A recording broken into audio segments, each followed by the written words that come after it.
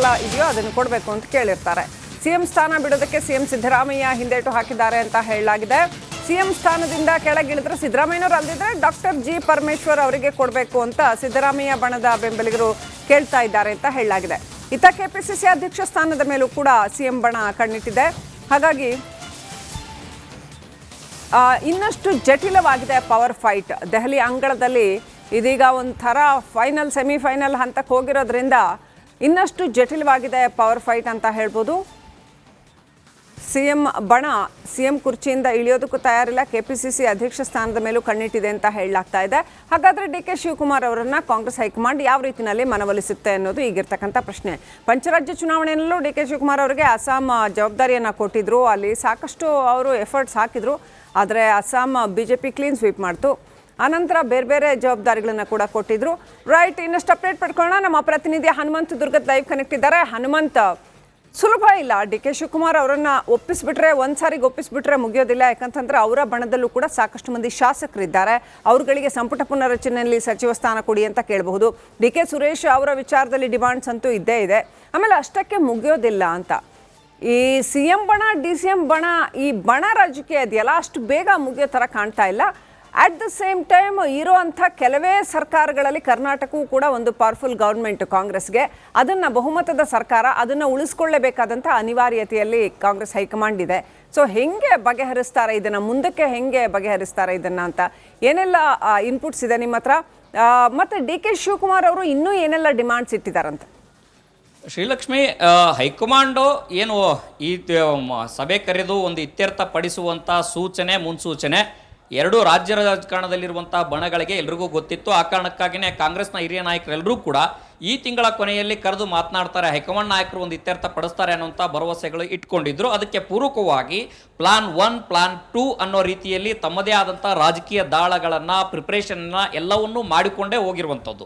ಮೊದಲನೇದಾಗಿ CM ಸಿದ್ದರಾಮಯ್ಯನವರ plan ಏನು ಅಂತ ಇತ್ತು, ಈಗಾಗಲೇ ಅನೇಕ ಸುತ್ತಿನ ಮಾತುಕತೆಯನ್ನು ಆಯಿತು. ಹಿಂದೆ ಅವರ ಆಪ್ತ ಸಚಿವರೆಲ್ಲರೂ ಸೇರಿ ರಹಸ್ಯ ಸಭೆಗಳನ್ನು ಮಾಡಿದ್ರು. ಸ್ವತಃ CM ಸಿದ್ದರಾಮಯ್ಯನವರೇ ಒಂದು ಸಭೆಯನ್ನು ನಡೆಸಿದ್ರು. ಬೈರತಿ ಸುರೇಶ್ ಅವರು ಸೇರಿದಂತೆ ಪ್ರಮುಖ ನಾಯಕರೆಲ್ಲರೂ ಕೂಡ ಅಲ್ಲಿ ಇದ್ರು. ಆ ಒಂದು ಸಭೆಯ ಆಧಾರಿತವಾಗಿ ನಾವು ನೋಡುವಂಥದ್ದಾದರೆ ಮೊದಲಿಗೆ CM ಸಿದ್ದರಾಮಯ್ಯನವರ ವಾದ ಏನಂತಂದು ಹೇಳಿದ್ರೆ, ಪೂರ್ಣಾವಧಿಯಾಗಿ ಮುಖ್ಯಮಂತ್ರಿಯಾಗಿ ನಾನೇ ಮುಂದುವರಿತೀನಿ, ಒಂದೊಮ್ಮೆ ಅಂತಹ ಅನಿವಾರ್ಯತೆ ಬದಲಾವಣೆ ಏನಾದರೂ ಅಂತ ಪ್ರಶ್ನೆ ಬಂದಂಥ ಸಂದರ್ಭದಲ್ಲಿ ಸಹಜವಾಗಿ ಡಾಕ್ಟರ್ ಜಿ ಪರಮೇಶ್ವರ್ ಅವರ ಹೆಸರು ಮುನ್ನೆಲೆಗೆ ತರಬೇಕು ಅನ್ನುವಂಥ ಲೆಕ್ಕಾಚಾರ ಹಾಕಿಕೊಂಡೇ ಈಗ ಹೋದಂತೆ ಕಾಣಿಸ್ತಾ ಇರುವಂಥದ್ದು. ಯಾಕೆ ಅಂತಂದು ಹೇಳಿದ್ರೆ, ಈ ಹಿಂದೆ ಯಾವುದೇ ರೀತಿಯ ದೆಹಲಿಯಲ್ಲಿ ಅಂತ ಬಹುದೊಡ್ಡ ಪಾಲಿಟಿಕ್ಸ್ ನಡೆದರೂ ಕೂಡ ಪರಮೇಶ್ವರ್ ಅವರು ಹೋಗಿರಲಿಲ್ಲ. ಈ ಬಾರಿ ಹೋಗಿರುವಂಥದ್ದು ಸಾಕಷ್ಟು ಕುತೂಹಲ ಕೇಳಿಸ್ತಾ ಇರುವಂಥದ್ದು. ಮತ್ತೊಂದು ಕಡೆಗೆ ಒಂದೊಮ್ಮೆ ಏನಾದರೂ ಇಲ್ಲ ಸಿದ್ದರಾಮಯ್ಯನವರೇ ಮುಂದುವರಿಬೇಕು, ಇಲ್ಲ ಡಿ ಕೆ ಶಿವಕುಮಾರ್ ಅವ್ರನ್ನ ಮನವೊಲಿಸಬೇಕು ಅಂತಂದು ಹೇಳಿದ್ರೆ, ಡಿ ಕೆ ಶಿವಕುಮಾರ್ ಅವರು ಕೂಡ ತಮ್ಮದೇ ಆದಂಥ ಸರ್ಕಾರದಲ್ಲಿ ಮತ್ತು ಪಕ್ಷದಲ್ಲಿ ಎರಡೂ ಕೂಡ ತಮ್ಮ ಹಿಡಿತ ಮತ್ತು ತಮ್ಮ ವಾದವೂ ಕೂಡ ಇರಬೇಕು, ತಮ್ಮ ಮಾತು ನಡಿಬೇಕು ಅನ್ನೋಂಥ ಸಹಜವಾದಂಥ ರಾಜಕೀಯ ಲೆಕ್ಕಾಚಾರಗಳು ಇಟ್ಕೊಂಡೇ ಇದ್ದಂಗೆ ಇರುವಂಥದ್ದು. ಅದರ ಜೊತೆಗೆ ಇಲ್ಲಿ ಇರುವಂತಹ ಚರ್ಚೆ ರಾಜಕೀಯ ವಲಯದಲ್ಲಿ ಏನಾಗ್ತಾ ಇದೆ ಅಂತ ಚರ್ಚೆ ಅಂತಂದು ಹೇಳಿದ್ರೆ, ಡಿ ಕೆ ಸುರೇಶ್ ಅವರನ್ನು ಕೂಡ ಅವರು ರಾಜ್ಯಸಭೆ ಇಲ್ಲ ಅಂತ MLC ಮಾಡಿ ಅವ್ರನ್ನ ಸಚಿವ ಸ್ಥಾನವನ್ನು ಕೊಡಬೇಕು ಅನ್ನೋಂಥ ಒಂದಷ್ಟು ವಾದಗಳು ಚರ್ಚೆಗಳಿದಾವೆ. ಆದರೆ ಅಂತಿಮವಾಗಿ ಡಿ ಕೆ ಶಿವಕುಮಾರ್ ಅವರು ಸಭೆಯಲ್ಲಿ ಯಾವ ರೀತಿಯ ಮಾತನ್ನ ಹೇಳ್ತಾರೆ ಅನ್ನೋಂಥದ್ದು ಕೂಡ ಕಾದು ನೋಡಬೇಕಾಗಿದೆ. ಮತ್ತೊಂದು ಕಡೆಗೆ ಇದರ ಇಬ್ಬರ ನಡುವೆ ಸಿದ್ದರಾಮಯ್ಯನವರಾಗಿರ್ಬೋದು ಡಿ ಕೆ ಶಿವಕುಮಾರ್ ಅವರ ನಡುವೆ ಸತೀಶ್ ಜಾರಕಿಹೊಳಿ ಅವರ ವಿಚಾರಕ್ಕೂ ಕೂಡ ಅತ್ಯಂತ ಅಷ್ಟು ಸುಲಭವಾಗಿ ಕಡೆಗಣಿಸಲಿಕ್ಕೆ ಆಗೋದಿಲ್ಲ. ಯಾಕೆಂತಂದು ಹೇಳಿದ್ರೆ, ಈಗಾಗಲೇ ಅನೇಕ ಸುತ್ತಿನವಾಗಿ ದೆಹಲಿಗೆ ಹೋದಂಥ ಸಂದರ್ಭದಲ್ಲಿ AICC ಅಧ್ಯಕ್ಷ ಮಲ್ಲಿಕಾರ್ಜುನ್ ಖರ್ಗೆ ಅವರ ಜೊತೆಗೂ ಕೂಡ ಸತೀಶ್ ಜಾರಕಿಹೊಳಿ ಅವರು ಈ ಗೊಂದಲವನ್ನು ಬಗೆಹರಿಸಬೇಕು ಅನ್ನುವಂಥ ವಾದವನ್ನ ಇಟ್ಟಿದ್ದಾರೆ. ಯಾಕೆ ಈ ಗೊಂದಲವನ್ನು ಬಗೆಹರಿಸಬೇಕು ಅನ್ನುವಂಥದ್ದಾದ್ರೆ, ಅವರು KPCC ಅಧ್ಯಕ್ಷ ಸ್ಥಾನದ ಮೇಲೆ ಕಣ್ಣಿಟ್ಟಿರುವಂಥ ಕಾರಣಕ್ಕಾಗಿ ಮೊದಲನೇ ಸ್ಥಾನದ CM ಸ್ಥಾನ ಮುಂದುವರಿತಾರಾ ಅಥವಾ ಇಲ್ವಾ? ಒಂದೊಮ್ಮೆ ಮುಂದುವರಿಯುವಂಥದ್ದಾದ್ರೆ ಡಿ ಕೆ ಶಿವಕುಮಾರ್ ಅವರು KPCC ಅಧ್ಯಕ್ಷ ಸ್ಥಾನದಿಂದ ಇಳಿತಾರಾ ಇಲ್ವಾ? ಇಳಿದ್ರೆ ಮಾತ್ರ ಇವರಿಗೆ ಸತೀಶ್ ಜಾರಕಿಹೊಳಿ ಅವರಿಗೆ ಅವಕಾಶ ಇರುವಂತ ಕಾರಣಕ್ಕಾಗಿ ತಮ್ಮ ದಾರಿ ಸುಗಮ ಆಗಬೇಕು, ಈ ನಿಟ್ಟಿನಲ್ಲಿ ಗೊಂದಲ ಬಗೆಹರಿಬೇಕು ಅನ್ನೋ ಒತ್ತಾಯವನ್ನು ಕೂಡ ಸತೀಶ್ ಜಾರಕಿಹೊಳಿ ಇಟ್ಟಿದ್ರು. ಒಟ್ಟಾರೆಯಾಗಿ 3 ಜನರ ವಾದ ಮತ್ತು ಇವತ್ತು CM Siddaramaiah DCM D K Shivakumar ಅವರ ಪಟ್ಟು ಇದಕ್ಕೆ ಹೈಕಮಾಂಡ್ ಯಾವ ಸೂತ್ರವನ್ನು ಅಣಿಯುತ್ತೆ ಅನ್ನೋಂಥದ್ದು ಕೂಡ ಕಾದು ನೋಡಬೇಕಾಗಿದೆ. Srilakshmi, right, thank you Hanumanthu ಡೀಟೇಲ್ಸ್ಗಾಗಿ. ಸೊ ಈಗ ದೆಹಲಿ ಅಂಗಳದಲ್ಲಿ ಇದೆ ಚೆಂಡು, ವರಿಷ್ಠರ ಕೈಯಲ್ಲಿ ನಿರ್ಧಾರ ಇದೆ. ಅವ್ರು ಏನು ನಿರ್ಧಾರ ಮಾಡ್ತಾರೆ, ಹೇಗೆ ಈ ಪಜಲನ್ನು ಸಾಲ್ವ್ ಮಾಡ್ತಾರೆ ಕಾದು ನೋಡಬೇಕಾಗಿದೆ. ಒಂದು ವೇಳೆ ಇದು ಸಾಲ್ವ್ ಆಗಲಿಲ್ಲ ಅಂತಂದರೆ ಮತ್ತೆ ಇದೇ ಸಮಸ್ಯೆ ಕಾಂಗ್ರೆಸ್ಗೆ ಪಡಂಭೂತವಾಗಿ ಇನ್ನೂ 1.5 ವರ್ಷ ಕೂಡ ಕಾಡಲಿದೆ. ಸದ್ಯಕ್ಕೆ ಯಾರು ಕೂಡ ಮೀಡಿಯಾಕ್ಕೆ ಏನು ಮಾಹಿತಿ ಬಿಟ್ಕೊಡ್ತಾ ಇಲ್ಲ. ಇದು ದೆಹಲಿಯ ದೃಶ್ಯಗಳು ನೀವು ನೋಡ್ತಾ ಇರುವಂಥದ್ದು. CM DCM ಒಟ್ಟಿಗೆ ಕೂತು ಅಲ್ಲಿ ಚರ್ಚೆ ಮಾಡ್ತಾ ಇರ್ತಕ್ಕಂಥದ್ದು. ಅನೇಕ ವಿಚಾರಗಳ ಬಗ್ಗೆ ಇವತ್ತು ಮಹತ್ವದ ಸಭೆ ಇರೋದ್ರಿಂದ ಅದು ರಾಜ್ಯಸಭಾ ಸ್ಥಾನ ಇರ್ಬೋದು, ಸಂಪುಟ ಪುನರಚನೆ ಇರ್ಬೋದು, SIR ಇಂಪ್ಲಿಮೆಂಟೇಷನ್ ಇರ್ಬೋದು, ಅಥವಾ ಬೇರೆ ಯಾವುದೇ ವಿಚಾರಗಳಿರ್ಬೋದು, ಆಡಳಿತಕ್ಕೆ ಸಂಬಂಧಪಟ್ಟಂತೆ, ಪಕ್ಷಕ್ಕೆ ಸಂಬಂಧಪಟ್ಟಂತೆ ಅನೇಕ ಪ್ರಮುಖ ವಿಚಾರಗಳನ್ನು ಕರ್ನಾಟಕಕ್ಕೆ ಸಂಬಂಧಪಟ್ಟಂತೆ ನಿರ್ಧಾರ ಮಾಡೋದಕ್ಕೆ ಅಂತಾನೆ ಒಂದು ಹೈ ವೋಲ್ಟೇಜ್ ಮೀಟಿಂಗ್ ಕರೆದಿದ್ದಾರೆ. ಇದು ಸಭೆಯ ಆರಂಭಕ್ಕೂ ಮುನ್ನ CM DCM ಮಾತನಾಡಿರುವಂಥದ್ದು. ಈ ಪವರ್ ಟಜಲ್ ಏನಿದೆ ಇದನ್ನು ಒಂದು ಹಂತಕ್ಕೆ ಬಗೆಹರಿಸೋದಕ್ಕೆ ಹೈಕಮಾಂಡ್ ದೃಢ ನಿರ್ಧಾರ ಮಾಡಿದೆ ಅಂತ ಅನ್ಸುತ್ತೆ. ಹಾಗಾಗಿ ಇಬ್ಬರನ್ನು ಕರೆದು ಮಾತನಾಡ್ತಾ ಇರ್ತಕ್ಕಂಥದ್ದು.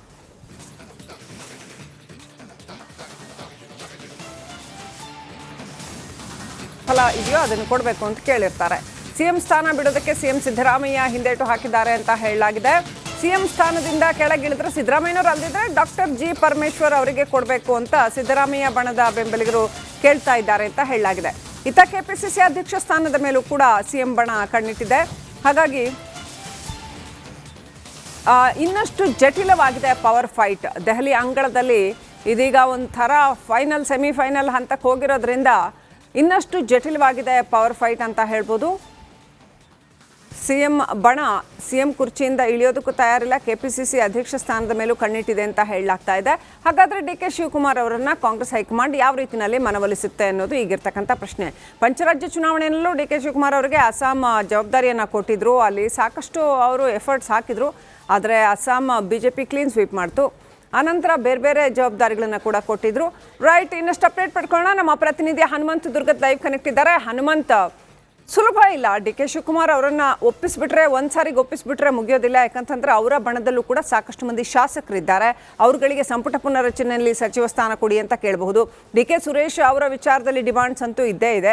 ಆಮೇಲೆ ಅಷ್ಟಕ್ಕೆ ಮುಗಿಯೋದಿಲ್ಲ ಅಂತ ಈ CM ಬಣ DCM ಬಣ ಈ ಬಣ ರಾಜಕೀಯ ಇದೆಯಲ್ಲ, ಅಷ್ಟು ಬೇಗ ಮುಗಿಯೋ ಥರ ಕಾಣ್ತಾ ಇಲ್ಲ.